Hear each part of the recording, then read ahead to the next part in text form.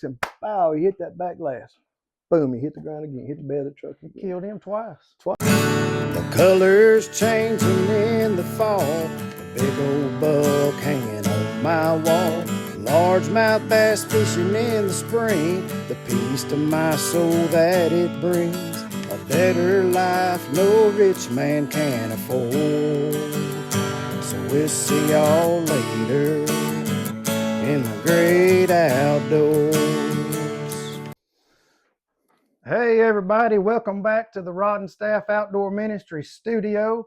We're going to have a good time today. I'm sitting here with my good friend, and I tell you what, Corey Corbett, I call him Little Orphan Corey Jack and all kind of things, but y'all, he is just one of those people that you have a good time with no matter what. And it's fitting because today the plan is to talk about some of the funny experiences that we get to have in the great outdoors. Now, I have no idea the story that Corey's going to tell. He doesn't know the story I'm going to tell, but hopefully we'll all get a good laugh and have a good time. But I want to introduce you, Corey Corbett. I don't know, how long have we known each other? 10 years or so? Probably was longer than that. What year did Dylan start going to school? Or did you start teaching Dylan? A long time ago. Probably around 12. So we've known each other for a long time. That's about as good as I'm at in math. But ever since I've known him, y'all, it's just one of them things when you meet somebody and there's a connection, and we became friends and have since become really good friends. And Corey, I'm glad that you are here with us today, and I'm looking forward to hearing the story you want to tell everybody. Before we go too far, I want to encourage y'all, as always, if you get value out of these videos, if they give you a laugh or make you think about things, subscribe to the channel, give us a like, give us a comment, and all that good stuff. We sure appreciate it, but we hope you have a good time with this. The whole theme of today is laughter in the great outdoors. And like I said earlier, Corey's going to tell a story that he's experienced that's pretty funny. And if I can recover after he tells his, I'll tell mine. So Corey, Little Orphan Corey Jack, I'm sure you're going to laugh. I promise. Absolutely. Tell the people your story. So anyway, we grow up in our lives as teenagers and kids, hunting with our parents and stuff, grandparents and all that. So anyway, all them years went by, and I decided I was going to do it on my own for the very first time. So I get my truck and I go to this spot where I've been looking at to go hunt. I climb up in my deer stand and get my gun and everything like you're supposed to do. Sitting there, and the whole time I'm doing it, I'm imagining this deer walking out, eating off this tree and everything else, and just like it's like a dream come true, you know. So anyway, I'm sitting there in my stand, minding my own business. I look, and here's this deer eating out of this tree. I see the horns, look at him, grab my gun, shoot him. Bloop, he hits the ground. So all right, so I could see my pickup truck from where I was sitting at. And just so happened back in that day, it happened to be a lowrider, so I knew I could load him up. So anyway, I went to my truck, put my gun in there because I didn't want to beat it all up. And I went back, looked at my deer, looked at my truck, reached down, grabbed a hold to him, brought him to the truck, let the tailgate down, loaded him up, shut the tailgate, and took off. So we have a little store there where we lived at in Verda, where everybody goes and takes their deer at to take pictures. The West Bay Grocery of Verda. Yes, pretty much. So anyway, I close that tailgate up. The deer's in the back of the truck, so I take off. I'm all excited, pumped up, ready to go to the store and just hold my deer up and take a picture. He wasn't no monster or nothing, but anyway, so I get going down the road and I'm just riding and chilling like any other little teenager would do. So anyway, everybody passed me, they blow at me. I'm like, how they see my deer? And it's back there laying back in my truck. I look back, Brother Rob, in that mirror, and that deer is standing up the back of that truck. I hit the brakes and pow, he hit that back glass. Boom, he hit the ground again, hit the bed of the truck again. Killed him twice. Oh, that ain't done yet. Oh. Just hold on. It gets even gooder than that. So anyway, get taken off going, or kept on going down the road, and I look back there, and there he is. I got my back glass open so I could see him then. And he's back there looking at my back glass. How's he doing? That's it. You ain't getting no more. So anyway, I hit them brakes again, and pow, he hits the back of that glass, and he lays down. I said, well, it's over with now.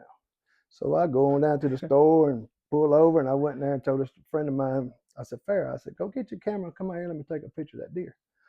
So anyway, I let the tailgate of that truck down. I reached over and grabbed them horns. When I did, he stood up again.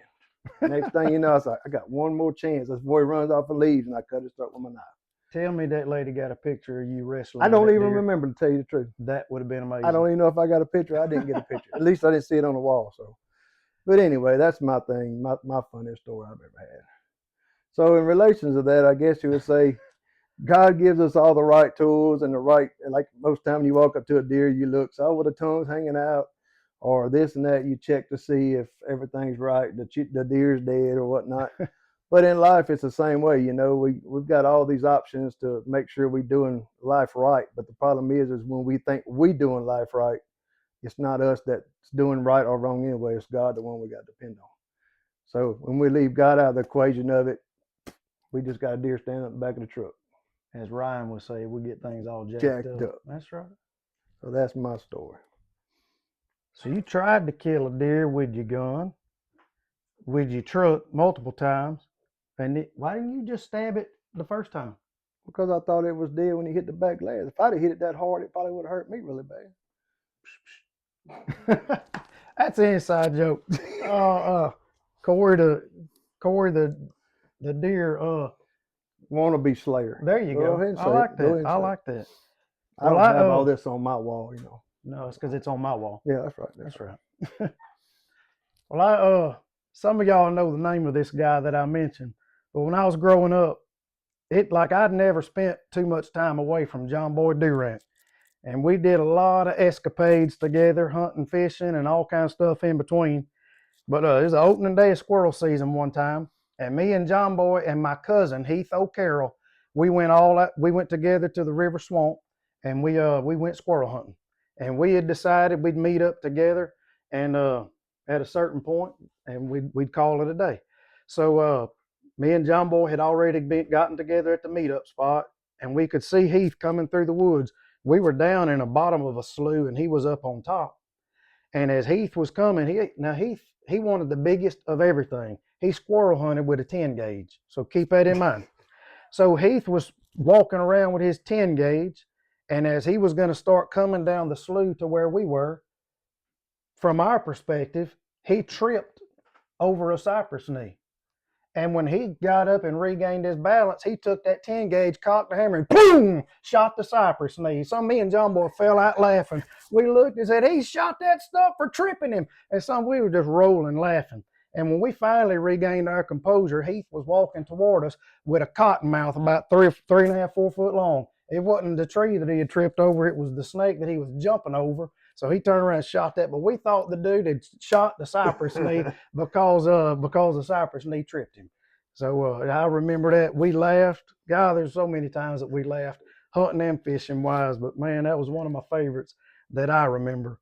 Look, the whole reason Corey and I wanted to get together and do this video for y'all was just to highlight that, you know, it's more than hunting and fishing. It's the experiences that you have. And some of those experiences are just funny and they're enjoyable. And just want to remind you that, you know, the Bible talks about the need for us to laugh. And in Proverbs 17:22, the scripture tells us that laughter does the soul good like medicine. And I need some medicine with this old hoarse throat that I've got. So maybe Corey making me laugh will help me I out. got some more stories. We could But tell we ain't gonna do some. them in front. We ain't gonna do them in front. We'll do that on We'll the do side. that. All right. But y'all, I hope as you listen to Corey, if you listen to me talk about my cousin shooting the cypress knee or anything like that, hopefully that gave you a laugh, and hopefully you can just rewind in the rearview mirror and think of some funny stories that's happened with you surrounding hunting and fishing, and maybe even take it a little easy in the future and not take things so seriously and enjoy the laughs that God gives you when you're out there in the great outdoors. Corey, I've had a good time, brother. Me too. I'm glad you came. Anything else you want to tell everybody? Yeah, I don't feel bad. If he's hunting with a 10 gauge for a squirrel, maybe I need to get a 50 caliber to go deer hunting with. Absolutely. Okay.